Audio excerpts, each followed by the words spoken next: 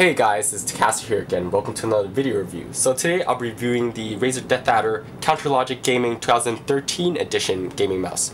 So Razer in general, they release a lot of limited edition gaming mice, especially with the Deathadder. They sponsor like a lot of different teams, like Evil Geniuses, and they do a lot of like limited edition mice for etc. So with the Counterlogic Gaming, they actually sponsored Counterlogic Gaming a couple of years ago, and in 2011 I think they actually released like a blue on blue version of the Counterlogic Gaming mouse.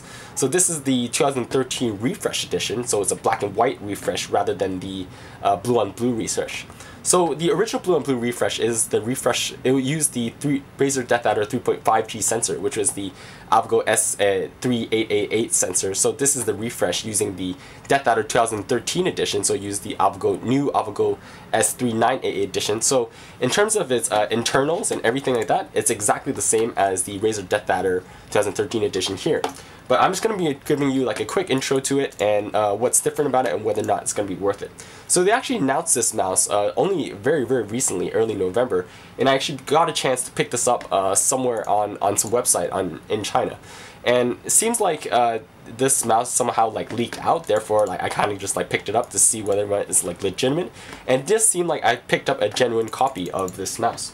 So they're charging $79.99, that was the listing price for a fully retail box version. So this is not a retail box version, but I expect $79.99, that is quite a hefty price to pay. The main difference between the Counterlogic Gaming 2013 edition and the normal Deathadder 2013 edition is that the surfaces are quite different. In addition to the color scheme change, which if you can see from these pictures, one is just a completely black on black, and there's a green backlight. This one, Counterlogic Gaming, is a white on black. So that's quite a cool color scheme if you ask me, and obviously they have the Counterlogic Gaming logo, and the light glows white, which I do prefer over the green.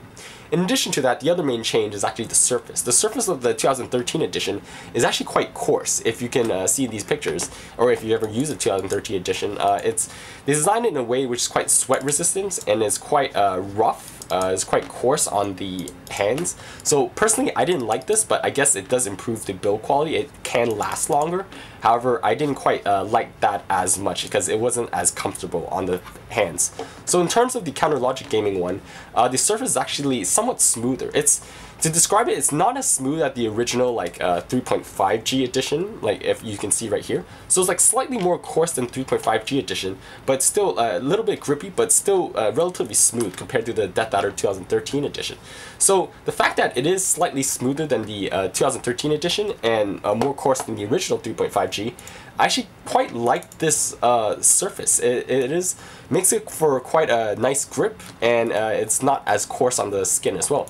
So in terms of whether or not I prefer this, I actually would prefer this over any of the other Deathadder, I guess, chassis. So for $79.99, would it be worth it? I'm actually not too sure. That's quite a hefty price to pay for just a mouse that is priced at $69.99. And indeed, you can find this mouse for like $59.99 now on a lot of websites as well. So hope you guys liked that video review, a quick review of the Counterlogic Gaming Refresh, 2013 edition refresh. So if you like that, please like this video, subscribe to our channel, and make sure you like our Facebook page. So thanks for watching, guys.